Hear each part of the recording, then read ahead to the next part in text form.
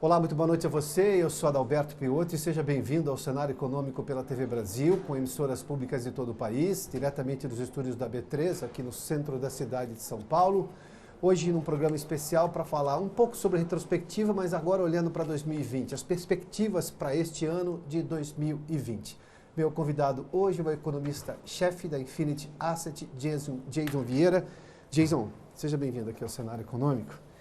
Aliás, passamos 2019, preciso de agradecer já por tantas vezes que você veio aqui ao programa.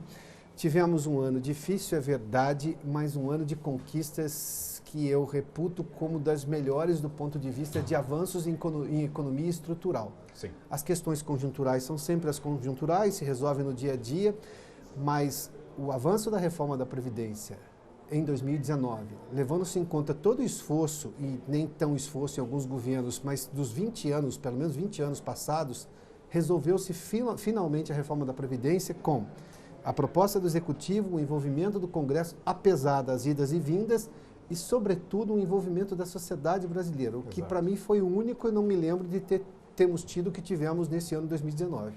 Acho que nós tivemos um primeiro ponto, uma vantagem da comunicação, agradecendo primeiro aqui o convite novamente. Ano passado nós encerramos o ano, esse ano também vamos encerrar o ano aqui no Cenário Econômico, começar esse ano de 2020. É importante a gente entender o seguinte, a comunicação ajudou muito. Desde 2013, eu acredito que eventos como os próprios protestos no Brasil, a Primavera Árabe, tudo aquilo que a gente passou, são resultados desse avanço de comunicação em massa que nós estamos tendo incomparável na história humana. Mas eu acredito que o envolvimento... Irrevogável também. Irrevogável. Mais importante que os políticos têm que ter essa noção. É. E eu acho que mais importante do que isso, esse envolvimento da sociedade vem em parte dessa comunicação. Porque além da velocidade ter sido muito maior, o acesso ao conhecimento também ficou muito maior. Ainda que haja polarização, ainda que haja terraplanistas ainda falando na mídia, ainda que existam antivacinas ou coisa parecida, mas ainda assim o conhecimento de qualidade ele tem sido espalhado de maneira irrestrita. E quando a gente fala da reforma da Previdência, esse foi talvez o calcanhar de Aquiles do governo anterior, do governo Temer, que ele conseguiu engatar uma segunda, podemos dizer, numa analogia, sobre a reforma da Previdência já perto do fim do governo. E muito perto do passado o pleito, ou seja, passada a eleição, onde 40% dos deputados que estavam na casa já não se interessavam por mais tema nenhum porque não tinham sido reeleitos. Sim. Daí a reforma não passou ainda. Discutimos isso à época, é verdade. Exatamente. Você tem razão. Não, a reforma não passou porque não houve interesse dos políticos que lá não mais pertenciam. Óbvio, não houve um pensamento institucional dessas pessoas, porque eles tinham praticamente um mês ainda. No mês de dezembro ali, eles tinham mais de um mês, porque a renovação do Congresso é do meados de janeiro para fevereiro, coisa assim. Mas... eles tomam posse em janeiro, exato. Curiosamente, tiram férias um mês e voltam em fevereiro. O que é uma idiosincrasia nacional. São as coisas. O judiciário que quer 3 meses de férias no ano, dizendo que trabalha demais. Se fosse trabalhar demais, tinha que tirar 6 meses, então... E você, a gente todo mundo tinha que tirar 6 meses de férias, não 3. É verdade. se fosse por quantidade de trabalho, concorda? Mas voltando eu me contento com 3, viu? Mas tudo bem, vamos lá. Mas eu acredito que o envolvimento importante da população trouxe também a noção de que o Congresso ele não assumiu o protagonismo à toa. O Congresso assumiu o protagonismo porque ele entendeu que ele pode ter tanto o ônus quanto o bônus dessa situação. Ele entendeu isso na eleição passada. Ele entendeu que as pessoas que se prostraram contra as reformas logo no final do governo, quando as reformas já tinham se tornado mais populares, essas pessoas não se elegeram, ou se elegeram com muita dificuldade. Ou seja, existe uma categoria de deputados ali que está muito consciente desse conhecimento popular e da cobrança popular. Ainda que continuem, obviamente, dentro daquela questão totalmente fisiológica, operando dentro dos seus autoparâmetros, o Congresso mudou muito. Agora, parâmetros importantes que nós tivemos com a mudança estrutural da reforma da Previdência, eu acredito que o primeiro é a questão inflacionária. O aspecto fiscal da reforma da Previdência, ele tem um ponto fulcral no sentido de retirar o peso do governo na estrutura macroeconômica e, ao mesmo tempo, tirar o peso da necessidade do governo se autofinanciar a altos custos, que fazia pela emissão de moedas, emissão de títulos, e com isso, obviamente, gerava aquela inflação que todo mundo já viu no passado, e essa inflação se retroalimentava com elevações de juros, na tentativa, obviamente, de conter essa inflação, mas também de remunerar melhor o capital que o governo necessitava por estar fazendo mau serviço. Ou seja, os juros no Brasil não eram só elevados para reduzir a atividade econômica, era para também remunerar o capital por causa do mau papel do governo. Que estava bancando o déficit do governo. Exato. Jason, me permita fazer só uma interrupção nessa sua resposta. A concepção não ficou melhor por parte tanto dos espectadores, ou melhor, do público em si, da sociedade, quanto desse grupo de parlamentares, de simplesmente fazer contas? Você fez menção aí, o governo estava se financiando com juros, estava se financiando juros justamente para pagar títulos da dívida, para ser atraente. Exato. E conseguir arrecadar esse dinheiro no mercado ou emissão de moeda. Bom, tudo que dá errado no longo prazo. No curto prazo, claro, resolve o problema, mas tudo que é emergencial não foi feito para ser perene, para ser permanente. Muito bem. Essa conta de simplesmente fazer a conta, o governo arrecada menos do que gasta, e para gastar mais com a Previdência, ele estava tirando dinheiro ou de outro lugar ou se financiando fora. Ou seja, é um modelo insustentável. Não foi isso que começou a ficar claro para as pessoas, apesar delas entenderem que sim, era meu direito, eu trabalhei tantos anos, e ninguém questionou esse ponto. A questão é, não dá para pagar. Não está se pagando hoje, mas é um custo muito alto e corre-se o risco de não se conseguir pagar no futuro. Nós estamos, eu acho que um dos maiores exemplos que nós tivemos em 2019 foi a questão da saúde no Rio de Janeiro. Que ali, exatamente para continuar pagando a Previdência do Rio de Janeiro, que não fez reforma e que é pesadíssima, porque o Rio de Janeiro vamos dizer assim, é a síntese do que é o Brasil em diversas coisas. É só você ver as legislações que são aprovadas no estado do Rio de Janeiro, na cidade do Rio de Janeiro. Sim. É só você ver o custo de pessoal, que é muito mais elevado que a média do resto do país em termos públicos. O custo das aposentadorias, o Rio de Janeiro vamos dizer assim, é a concentração, é epítome disso tudo.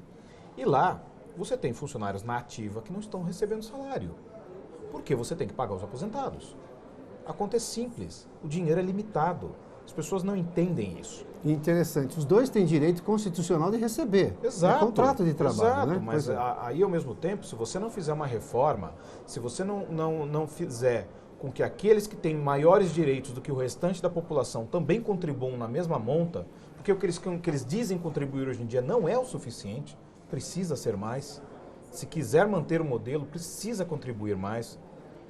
Então, o restante da população que não é tão privilegiada, que não faz parte dessa casta, esse restante da população já entendeu isso. E esse restante da população entendeu, bom, eu estou vivendo mais, eu talvez precise trabalhar mais, não vou conseguir mais me aposentar com 52 anos como antigamente, 55 anos. 55 anos está todo mundo jovem, vamos ter que entrar na realidade nova. Nenhum lugar do mundo se aposenta tão cedo. O Brasil vai ter que entrar nessa, vou ter que trabalhar mais. Mas eu posso até trabalhar mais, mas aquele funcionário público que está lá, aquele servidor que está ganhando muito mais do que eu e tem muito mais privilégio do que eu, ele precisa fazer a parte dele também. E isso foi uma mudança importante. E a gente retornando à inflação, exatamente por essa questão fiscal, é só uma parte da estrutura inflacionária no Brasil que mudou. O restante da inflação estrutural no Brasil ela continua a mesma, dado o que aconteceu em dezembro, em novembro, dezembro, outubro ali, com a questão da carne. Esse aumento bastante elevado da inflação que a gente teve nesses últimos períodos. Que você fez menção diariamente nos seus relatórios, exato. Antecipando, inclusive, esse risco que depois se mostrou real. Se mostrou real. E a gente olhando isso com 2, 3 meses de antecipação e avisando, inclusive, que os próprios movimentos do Banco Central deveriam se pautar por cautela, porque ainda que a inflação seja momentânea, como tende a se mostrar agora para o mês de janeiro, a gente deve ver agora esses números mais calmos, isso ao mesmo tempo quer dizer que essa inflação ela pode sofrer um risco caudal de novo. Ou seja, no meio do ano pode ser um tomate, pode ser um frango, pode ser alguma coisa no meio do caminho, ainda que haja mudança da estrutura da inflação agora, o IPCA mudou, ele tem mais peso de transportes e menos peso de alimentos, mas a gente pode chegar em 2020 e sofrer um impacto grande, por exemplo, de gasolina. Como no final de 2019 se sofre com gasolina, com álcool, e esses impactos, obviamente, podem afetar a inflação e as metas de inflação futuras. E outra coisa importante, o Banco Central, na última decisão que ele fez do Copom, ele deixou muito claro o seguinte: a necessidade de cautela é que aquele famoso hiato do produto, aquela coisa que uma teoria que os economistas tanto alardeiam por aí, que na verdade é aquele diferencial entre o PIB potencial e o PIB real, ele pode ser menor, porque as estruturas econômicas estão mudando. E isso é outra coisa que também eu venho alardeando há muito tempo. Há uma superestimação do que se chama a abertura desse ato, ou seja, dessa diferença do que é o PIB potencial do PIB real. O PIB potencial pode ser muito menor porque não faz parte mais do governo. O governo não tem gastos do governo para alimentar a economia, claro, que faz aquele famoso e tradicional brasileiro voo de galinha. Voa um pouco, galinha não voa, ela se sustenta um pouco no ar, logo ela cai. É o que acontecia no Brasil. O PIB ia, voava um pouquinho, não tinha condições de sustentar e caía de novo. E assim durante anos. A importância dessa mudança estrutural é que nós não convertemos todas as mudanças estruturais necessárias para que essa inflação não seja um perigo. Óbvio que hoje em dia a gente falar perigo de inflação, nós estamos falando de inflação de 4% ao ano, claro, uma inflação perigosa. Uma inflação mesmo com a alta recente agora, nós tivemos muito abaixo do centro da meta, sim, do Banco Central. Mas é sempre o perigo agora, claro, se pauta numa situação de que nós estamos num cenário novo. A inflação é nova e o juro novo. Inflação vai ser palavrão nesse país por pelo menos mais 20 anos. Não, tomara que seja para sempre. Nós sabemos o que foi ir para a inflação. Claro, as pessoas muito jovens estão aí, mas enquanto estivermos por aqui, a gente vai saber o que é o peso da inflação numa economia. E tentar explicar para as pessoas que a crueldade que foram aqueles 10% que nós tivemos de inflação ao ano muito recentemente. Mais de 10%, quase 11% ao ano. A crueldade daquilo. Porque a inflação ela vai funcionar da seguinte maneira. Você continua ganhando o mesmo e as coisas sobem de preço. Pronto. Não é as coisas que subiram de preço. Foi o seu salário que perdeu valor. Valor de compra.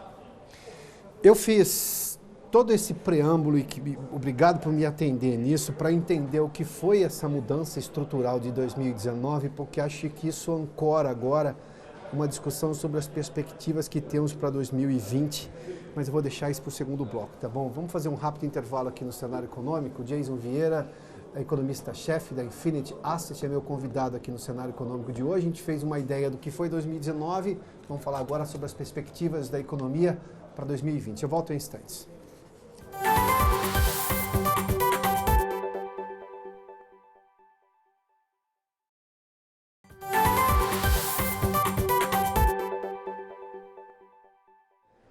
Já de volta com o cenário econômico, hoje meu convidado aqui no programa é o economista-chefe da Infinity Asset, Jason Vieira. Jason, falamos de 2019.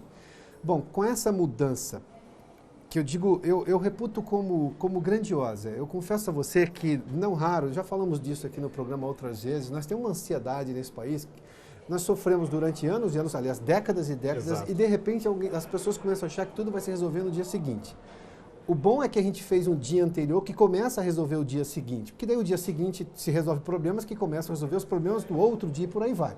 Eu acho que a gente começou a ter isso e com uma visão de longo prazo. Você tem essa estimativa, essa ideia também de que começamos a mexer na economia brasileira para ter crescimento sustentado no longo prazo? Sim, e eu acho que esse é um dos pontos mais importantes. O que está acontecendo no Brasil agora é que toda aquela demanda que nós tínhamos por uma mudança estrutural,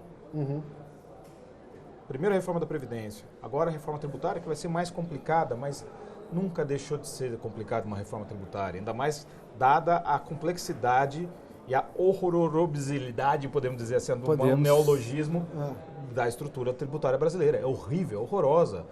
Mas tem uma sede arrecadatória dos estados também que precisa ser transpassada. Então é outro tema que precisa o governo ter sensibilidade de trazer a população para o seu lado. Entender que a matriz tributária hoje em dia, ela precisa se concentrar primeiro nos lucros e dividendos e menos no consumo. Mas nem menos no consumo, ela pode até afetar o consumo em si, ou seja, faz como a gente vê lá fora. Você vai comprar um troço que custa $10, chega lá $10 e 80 centavos é imposto, você sabe o que você está pagando. Mas você precisa tirar da cadeia de consumo, porque o Brasil taxa o pão desde o grão. Ele taxa o grão, ele taxa o transporte do grão, depois ele taxa a conversão do grão em farinha, daí ele taxa o enriquecimento da farinha. Que é uma cascata tributária, uma cascata de impostos. E ali essa é a expressão que se ganha o peso, né? E no fim quem paga não é o produtor, não é o fabricante. Somos nós. É o consumidor. Por isso que eu digo que vis-à-vis salário, proporcionalmente, o brasileiro paga muito mais caro do que em muitos países do mundo. Vamos lá. Essa dificuldade em fazer avançar a reforma tributária, você acredita essa dificuldade pelo nível, o tão horroroso que é o sistema tributário hoje, ele é tão complexo que mexer nele é muito complicado, demorado e difícil, e aí, claro, você começa a ter pontuais interesses para tornar aquilo intocável, ou você acha que nós teremos problemas entre os estados, que aí se tributa na origem ou no destino, aí começa quem vai ganhar, quem vai perder, as compensações sempre são complicadas de discutir. De onde vem essa dificuldade que você prevê? Tudo junto misturado. Tudo junto misturado. Você vai ter os dois casos, tanto da questão da reforma difícil, então. É uma reforma difícil. Os estados vão chorar muito, vão reclamar e vão chorar muito. Vai haver uma judicialização no sentido de venda, por exemplo, de mercado eletrônico, onde você vai taxar uma venda de mercado eletrônico. Por isso que a Amazon, por exemplo, já está fazendo centros de distribuição no Nordeste. Ela colocou um pé na porta no Brasil recentemente e daqui a pouco ela vai fazer barulho em vista aí as varejistas brasileiras. Porque ela já está montando um aqui, um ali, ou seja, ela está se isolando, de certa maneira, dos problemas tributários que o Brasil pode ter e, ao mesmo tempo, ela está se preparando quando esses problemas acabarem. Ou, pelo menos, diminuírem. Sim, claro. Isso é um ponto muito importante. E aí nós temos agora para o Brasil, eu não me furto em dizer, o Brasil, eu acredito que tem um dos maiores potenciais de consumo do planeta, é um dos mais reprimidos que existe. Porque o brasileiro vive na vírgula, na média. Além do brasileiro viver na vírgula, é caro, tudo é caro para o brasileiro. Tudo é mais caro do que, como eu citei agora há pouco, proporcionalmente do que lá fora. Para comprar um carro é mais caro no Brasil, para comprar uma Coca-Cola no Brasil é mais caro, para comprar um sanduíche no Brasil é mais caro. Tudo é proporcionalmente mais caro. A reforma tributária, ela vem trazer em partes essa justiça. Porque ela vai tirar a cadeia, vai deixar do que o consumidor final pague tudo, vai deixar um imposto mais justo, não vai necessariamente reduzir a carga tributária, porque a carga tributária, incrivelmente, do Brasil, ela não é uma das mais altas do mundo. Ela é a pior cobrada, mas não uma das mais altas. E, por fim, se isso tudo não funcionar, aí o governo abre a economia. Eis o grande ponto. Tá, então... Ele vai dar a chance para o setor privado, que está tomando um protagonismo importante nesse crescimento, que se nós imaginarmos 2019 crescendo 1,2% e 2020 crescendo 2,5%, nós estamos falando do dobro disso pela ausência do governo. Ou seja, a gente pode dizer facilmente que o Brasil cresceu equivalente a 2,5% em 2019 e pode estar crescendo próximo de 5% em 2020. Exatamente pela ausência do papel do governo. Só que o setor privado também precisa fazer seu papel. Assim como os bancos, a forceps, estão tendo que se adaptar. Uhum. Porque agora, por exemplo, com a abertura do sistema de caixas eletrônicos, que antes era dominado pela Tecban, e que é nesse domínio da Tecban, efetivamente fazer com que os grandes bancos, que eram os donos da Tecban, pudessem cobrar dessas novas plataformas digitais muito mais caro do que cobravam de outras plataformas para poder fazer o mesmo saque. Vai aumentar a concorrência, vai diminuir os custos brasileiros e a forceps, os bancos vão ter que se adaptar. O restante do setor privado brasileiro, que é muito acostumado às benesses do governo e à proteção de uma economia fechada, eles vão ter que se adaptar. E isso é importante a gente dissecar um pouquinho, porque não raro, todas as vezes que se tentou isso, de dar responsabilidade ao setor privado, que é ele ficar menos dependente do setor público, porque eu me cansei de cobrir eventos em que determinado setor ia a Brasília e ganhava um favor do presidente de plantão, fosse quem fosse. Independentemente de partidos, isso eu estou falando desde os anos 80, eu vi Sim. coisas assim acontecerem. Dos anos 80 eu estudei, dos anos 90 eu cobri, de lá para cá. Agora, quando você fala de responsabilidade, ou seja, de o setor privado se responsabilizar, e a gente cresceu sem investimento do governo em 2019, porque o governo não tinha dinheiro para investir, simples assim, e não vai ter agora em 2020 ainda. Ou seja, E tomara que quando tenha, não perca tempo com isso. Mas eu estou tendo ao mesmo tempo um governo, que essa era a reclamação do setor privado, que está tirando o peso dele do Estado. Lei da liberdade econômica, desburocratização de uma série de itens. Falamos disso tempos atrás aqui. Exato. Para se fazer um banheiro num restaurante, tinha sei lá quantas normas para se seguir. E algumas eram completamente inocência, de que qual é a altura que tinha que ficar o papel higiênico, se podia ser 5 centímetros. Então, parece que isso vai mudar a vida de alguém. Mas, enfim, eu tenho agora um incentivo à protagonização maior do setor privado, mas eu tenho o Estado também fazendo a parte dele. Sim. Que é tirar a presença dele, que inibia qualquer investimento. Ou que tornava só burocrática a vida de qualquer empreendedor, não é isso? Exato. E nesse momento, quando o setor privado tem que tomar o protagonismo, é o filho saindo de casa. O pai está botando o filho para sair de casa. Ele já é maior de idade, vacinado e formado. Claro. Não é mais criança. A partir desse momento, se vira campeão. O pai pode ajudar a hora que a coisa piorar? Talvez, a gente vai pensar no assunto. Mas se a culpa for sua, eu vou botar alguém para dormir no seu quarto.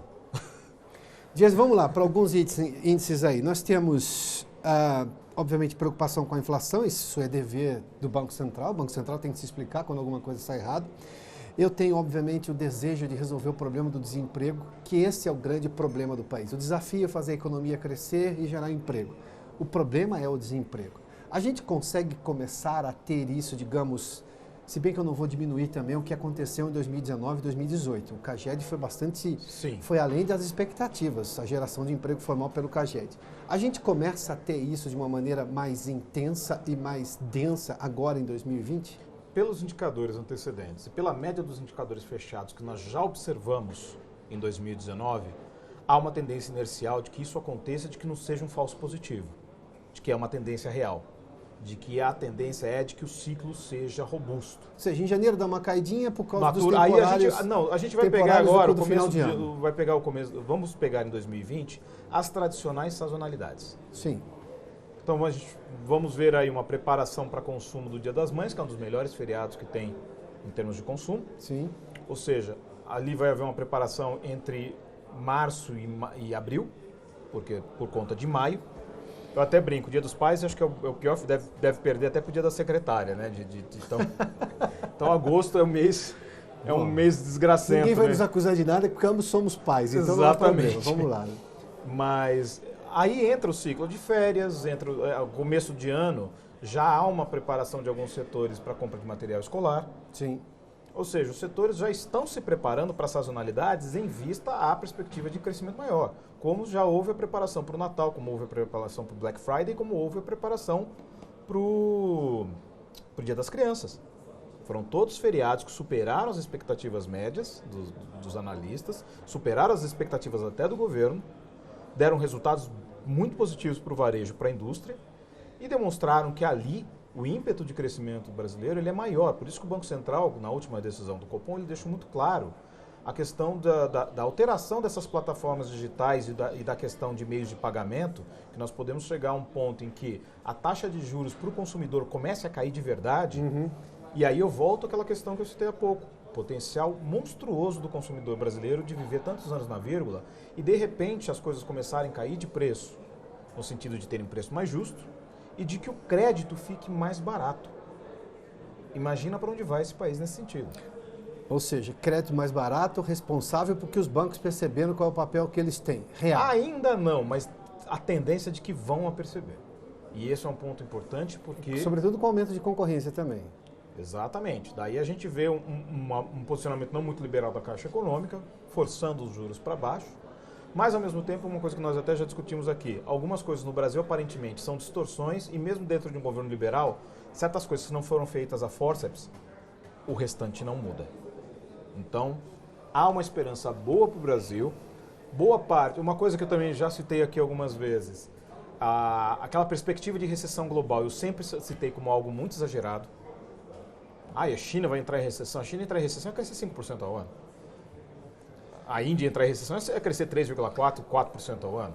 Poxa, que recessão, né? É mais ou menos como ela está consumindo 5% a mais do que ela consumiu no ano anterior. Né? Então, dentro desse parâmetro, eu já não vejo esse temor global de uma recessão. Óbvio, alguns países estão num ciclo, entrando num ciclo de decrescimento econômico, mas ao mesmo tempo nós estamos no contraciclo. Nós e mais uma série de países estão aí, inclusive a Grécia, a Arábia Saudita, estão no contraciclo para um crescimento econômico. E daí nos converte também de maneira muito positiva como alvo de investimento em nível global. E aí eu coloco minhas projeções para o PIB, para o PIB eu já falei mais ou menos, uma faixa de 2 e alguma coisa por cento ao ano. Mas eu já coloco minhas projeções de dólar muito abaixo do que a média do mercado está colocando. E pode ser que eu erre. E eu erre por ser pouco otimista.